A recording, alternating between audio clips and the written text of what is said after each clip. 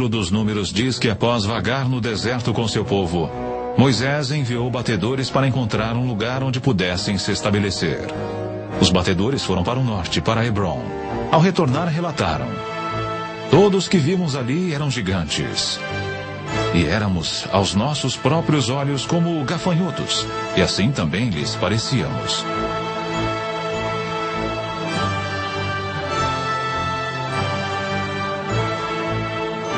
As tribos continuaram para o nordeste, para o Monte Seir, hoje conhecido como Petra, na Jordânia.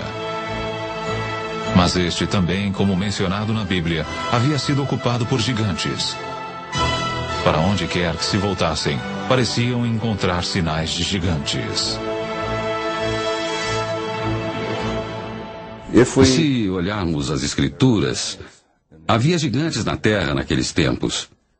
E se interpretarmos isso literalmente, em vez de simbolicamente, e simplesmente havia homens poderosos e com poderes extraordinários, então podemos afirmar que os primeiros homens, os primeiros humanos, eram gigantes. Podemos também teorizar que esses gigantes vieram de algum outro lugar e criaram na Terra uma colônia. Este conceito por si só é uma coisa surpreendente. Porém, um povo mais antigo que os israelitas acreditavam exatamente na mesma coisa. Eles escreveram que os gigantes eram seres celestiais que vieram não da Terra, mas de outro planeta.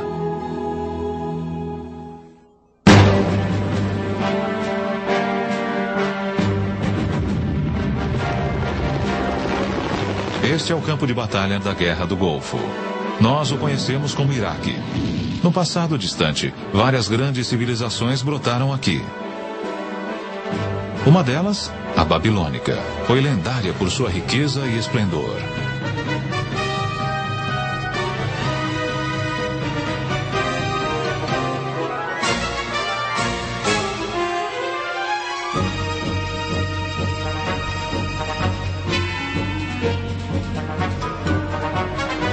Porém, muito antes da Babilônia, há 6.000 anos, outra notável civilização desenvolveu-se aqui.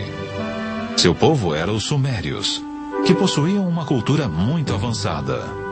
Eles foram os pioneiros de quase tudo que constitui a nossa sociedade atual.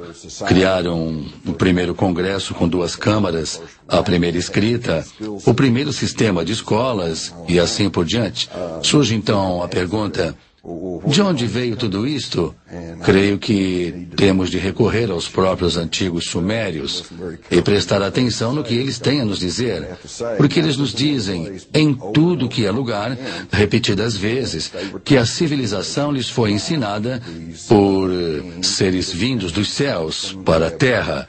Eles os chamavam os Ananoques. Os sumérios escreveram sua história em tábuas de argila como estas, que ficaram ignoradas no Museu de Berlim por meio século. Poucas pessoas foram capazes de decifrar este antigo idioma, mas uma delas é Zecharia Sitchin. Os escritos e as evidências pictóricas deixados pelos sumérios remontam a 6.000 anos.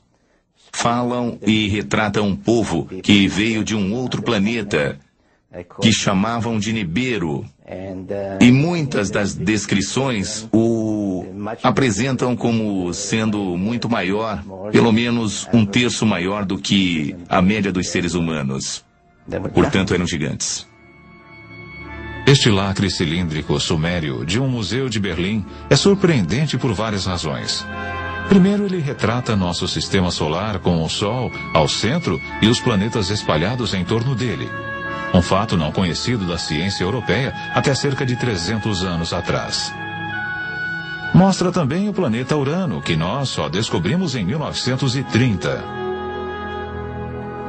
E, incrivelmente, existe um outro planeta que os sumérios chamavam de Nibiru, o que acreditavam ser o lugar de onde os Ananoques, ou gigantes celestiais, teriam vindo.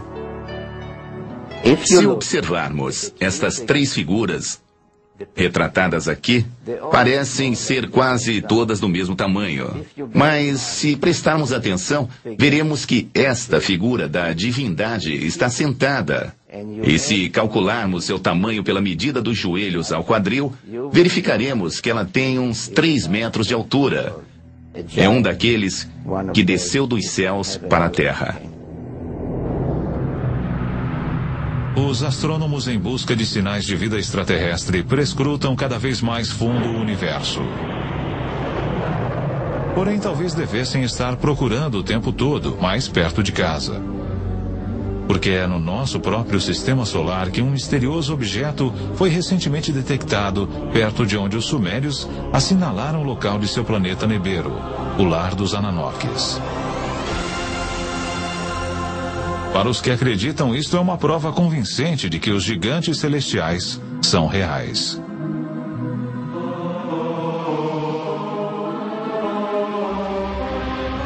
O antigo texto sumério, de uma forma bem ampla, nos diz basicamente que mais de 400 mil anos atrás, esses Ananoques vieram do espaço e pousaram na Terra, no Vale do Tigre e Eufrates.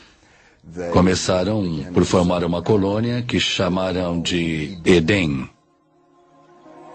De acordo com o Gênesis, Éden, ou Éden, é onde Adão foi criado do pó, e Eva de uma de suas costelas.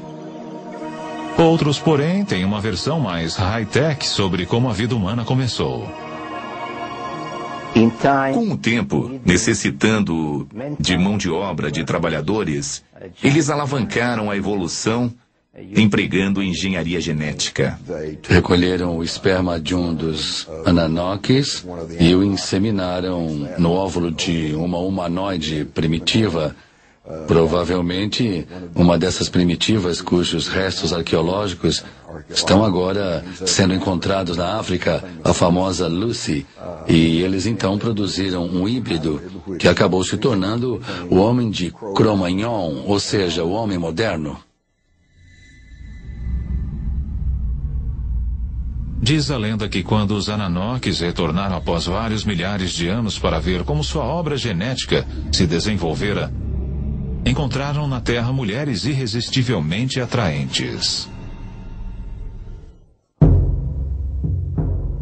Começa na Bíblia, onde podemos ler, no início de Moisés, quando os filhos dos deuses viram que as filhas do homem eram bonitas, eles as tomaram como esposas. Mais tarde, daqueles ventres, nasceram gigantes. Tão destrutivos eram esses titãs, que os Ananoques que os geraram decidiram destruí-los. O livro apócrifo de Baruque nos conta até quantos gigantes foram mortos.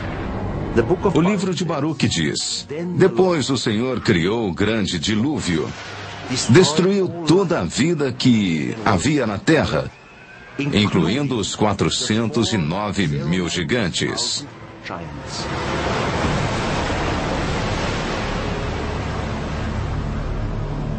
De acordo com a história, alguns dos titãs sobreviveram. Porém, seu reinado como senhores da Terra terminara, e os humanos tornaram-se a espécie dominante. Os gigantes até hoje vivem em nossas memórias, como algo profundamente enraizado que remonta aos primórdios de nossa existência. Para alguns, isto é bem mais do que simples lembranças. Talvez estes sejam aqueles que relatam cada vez mais encontros com gigantes saindo de OVNIs. Estes que acreditam nos assegurarão que os Ananoques ou gigantes celestiais estão voltando.